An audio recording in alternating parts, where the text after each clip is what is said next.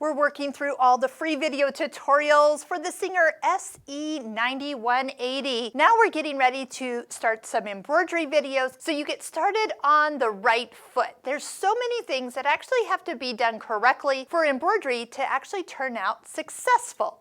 So we're just going to take you step by step. That way, if you need to come back, review some of these basic videos so you can see if you've missed a step along the way.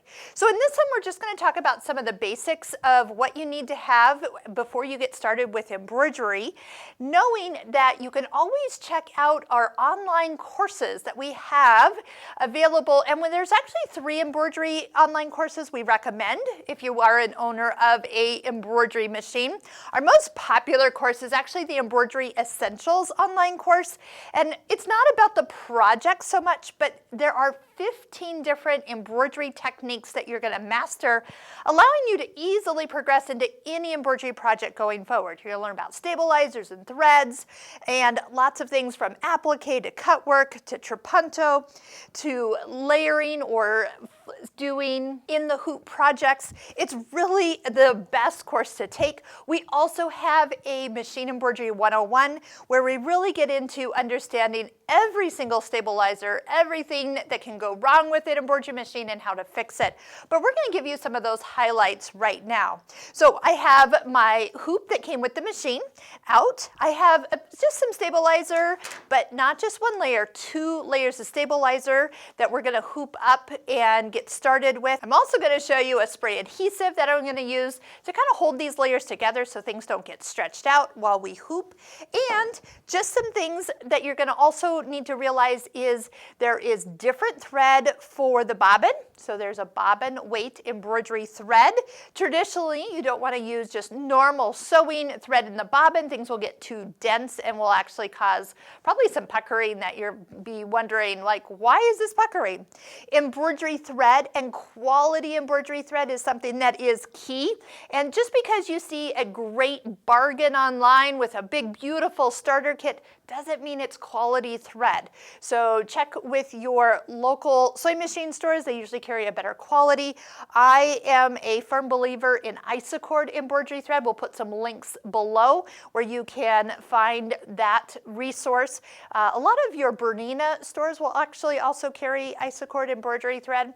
It doesn't stretch, and I say that because embroidery threads that are lower quality actually have stretch and give, and that can actually cause problems, but people don't believe that is the case, but it is, and then they struggle, and they've bought all this thread, and now they just realize they have to throw it away because it is a problem. It's not good. So embroidery thread is key. We're also going to talk about embroidery needles, and yes, by the way, you can buy them by the 100 pack.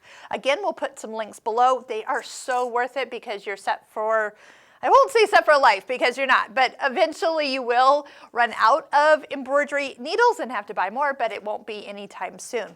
I'm also going to be using a thread stand. I actually just wound a bobbin with bobbin thread, so it's a bigger spool, and that actually goes much better on the thread stand. You'll also find that if you have been putting spools on your machine and putting the thread cap on, this is going to end up on the floor more than you realize when you are switching colors with embroidery designs. So having a thread stand means all you have to do is put it on that stand and then go up to the top guide here. You can see that at the top, and then over to your first guide of the sewing machine. Now, just a little note about thread stands. Number 1, you don't want one with a plastic base. They will fall over and you'll hate it. I'll put a link below for a metal base thread stand. That way it doesn't move and stays right where you left it. It's great. Also though, when you are switching thread or using something else, make sure you don't leave this right here dangling unattended, and it will get caught in your hand wheel. So many people show pictures of all their thread wrapped inside there, wondering why their machines don't work. So when this is not being actually used in the machine, don't leave thread on the thread stand. Those are just some basics, but now let's just kind of talk about putting your embroidery unit on.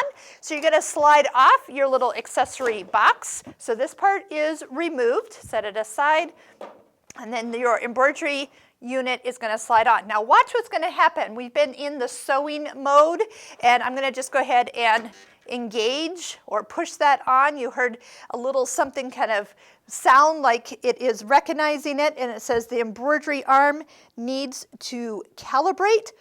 Please remove hoops. So that is something you'll always notice every morning. If you just have that on, it's going to ask for you to do it. And this is a normal sound as it kind of goes back and forth. That is calibrating the embroidery arm. And we're going to talk about some things with calibration as we get going. If for any reason you bump this during an embroidery process and the design has moved, what you can do is actually turn off the machine, let the machine recalibrate. And if you haven't moved the design too far, you'll be able to kind of come back and find where to start again.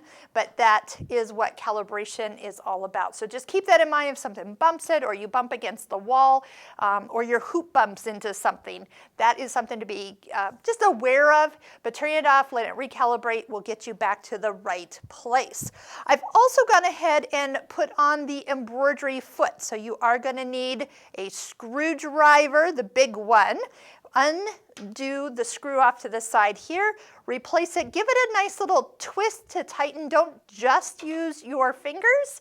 That's going to eventually wiggle loose, so just a little gentle tightening with the screwdriver. And then this is our tip we kind of talked about in our other videos, is when you take the ankle off, when you put the embroidery foot on, leave a foot attached to it. So here's why, is when you just store away a little ankle like this, it is very easily misplaced, or you don't realize what it is, and that's a very important piece. So when you go back to sewing. So I always tell my students, if you leave a foot attached to it, number one, it's easy to find and go, oh, yep, there it is, and then you can get back to sewing without searching for, say, the missing ankle. So slide that off, put the embroidery foot on. Oh, and one other thing I didn't actually do before I put it on, but it is done, is behind the free arm is a lever to lower the feed dogs. So we do have a video on how to lower the feed dogs and why you do that, but we want those down while we embroider, and those teeth then aren't kind of scratching along the bottom of your stabilizer. Now there's one more online class that we do recommend. It is the Quick Font online course, so you can have more fonts for this machine. You actually can create your own fonts with the free software that Singer has. We're going to put links below to all those courses. Check them out, and in each course you can preview videos of a handful of lessons for free and see if that course is right for you. If you've put this much money into buying an embroidery machine, why not invest just a little bit more in mastering every part of this machine so you don't have hiccups along the way? So if that's worth something to you, those online classes are priceless.